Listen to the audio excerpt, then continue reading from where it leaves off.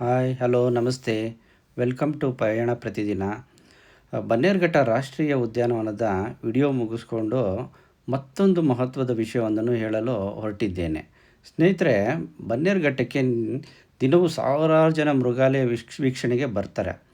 ಆದರೆ ಅಲ್ಲೇ ಪಕ್ಕದಲ್ಲಿರುವ ಚಂಪಕಧಾಮ ದೇವಸ್ಥಾನಕ್ಕೆ ಭೇಟಿ ನೀಡುವುದು ತೀರಾ ವಿರಳ.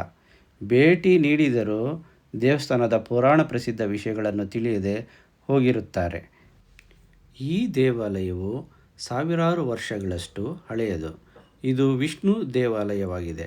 ಇಲ್ಲಿರುವ ದೇವರನ್ನು ಚಂಪಕಧಾಮ ಅಂದರೆ ಶ್ರೀಮನ್ನಾರಾಯಣ ಎಂದು ಕರೆಯುತ್ತಾರೆ. ಈ ಸುಂದರ ದೇಗುಲ ಹೊಯ್ಸಳರ ಆಳ್ವಿಕೆಯದಾಗಿದ್ದು, ಈ ಬೆಟ್ಟದಲ್ಲಿ ಸಂಪಿಗೆ ಹೂವಿನ ಮರಗಳು ಹೆಚ್ಚಾಗಿದ್ದರಿಂದ ಈ ದೇವಸ್ಥಾನಕ್ಕೆ ಚಂಪಕಧಾಮ ಎಂಬ ಹೆಸರು ಬಂದಿದೆ.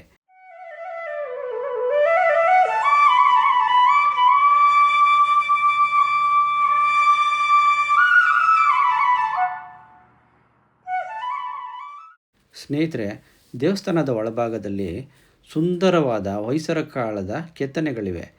ಇಲ್ಲಿ ಕ್ಯಾಮ್ರಾ ನಿಷೇಧ ಆಗಿರೋದರಿಂದ ನಾವು ಒಳಗಡೆ ತೋರಿಸಲಾಗುವುದಿಲ್ಲ.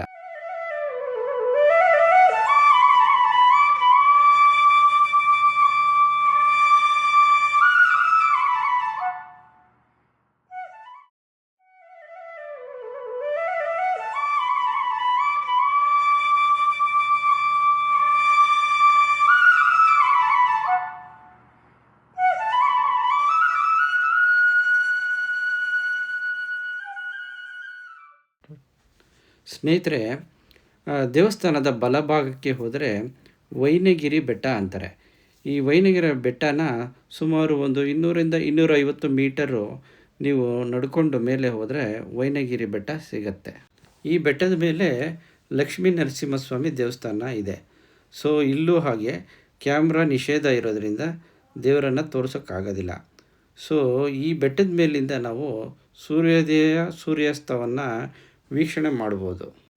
ಸ್ನೇಹಿತರೆ, ಈ ಲಕ್ಷ್ಮೀ ನರಸಿಂಹಸ್ವಾಮಿ ದೇವಸ್ಥಾನ ನೋಡಿಕೊಂಡು ಇಲ್ಲಿಂದ ಸುಮಾರು ಒಂದು 2 ಕಿಲೋಮೀಟರು ಕಾಡಿನಲ್ಲಿ ನಡೆದು ಹೋದರೆ ಸುವರ್ಣಮುಖಿ ಕಲ್ಯಾಣಿ ಸಿಗುತ್ತದೆ.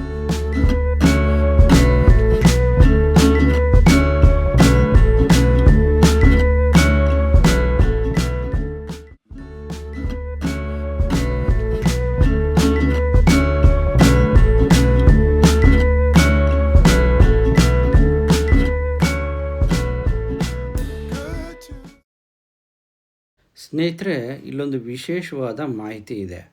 ಈ ಮಳೆಗಾಲದಲ್ಲಿ ಸುವರ್ಣಮುಖಿ ಕಲ್ಯಾಣಿಯು ತುಂಬಿ ಸುವರ್ಣಮುಖಿ ನದಿಯಾಗಿ ಹರಿದು ಅರ್ಕಾವತಿ ನದಿ ಸೇರುತ್ತದೆ. ಈ ಅರ್ಕಾವತಿ ನದಿಯು ನಮ್ಮ ಕಾವೇರಿ ನದಿಯನ್ನು ತಮಿಳುನಾಡಿನಲ್ಲಿ ಹೋಗಿ ಸೇರುತ್ತದೆ.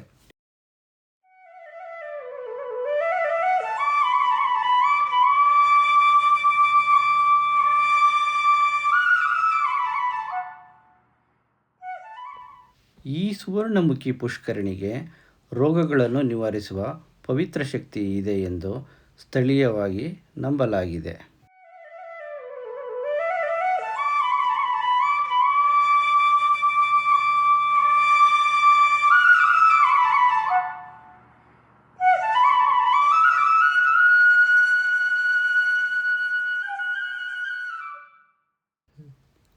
ಸ್ನೇಹಿತರೆ, ಒಂದು ದಿನದ ಪ್ರವಾಸಕ್ಕಾಗಿ ಬನ್ನೇರುಘಟ್ಟ ಮೃಗಾಲಯ ನೋಡಿಕೊಂಡು ನಂತರ ಚಂಪಕಧಾಮ ದೇವಸ್ಥಾನ ನೋಡಿಕೊಂಡು ಅಲ್ಲಿಂದ ಬೆಟ್ಟದ ಮೇಲೆ ನರಸಿಂಹಸ್ವಾಮಿ ದೇವಾಲಯ ನೋಡಿ ನಂತರ ದಟ್ಟ ಕಾಡಿನ ನಡುವೆ ಒಂದು 2 ಕಿಲೋಮೀಟರ್ ಚಾರಣ ಮಾಡಿದ್ರೆ ಸುವರ್ಣಮುಖಿ ಕಲ್ಯಾಣಿ ಸಿಗುತ್ತೆ. ಈ ಪರಿಸರವನ್ನು ನೀವು ಸವಿದು ಬೆಂಗಳೂರಿಗೆ ಹಿಂದಿರುಗಬಹುದು. ಈ ಮಾಹಿತಿ ಇಷ್ಟ ಆದರೆ ಲೈಕ್ ಮಾಡಿ, ಶೇರ್ ಮಾಡಿ, ಸಬ್ಸ್ಕ್ರೈಬ್ ಮಾಡಿ.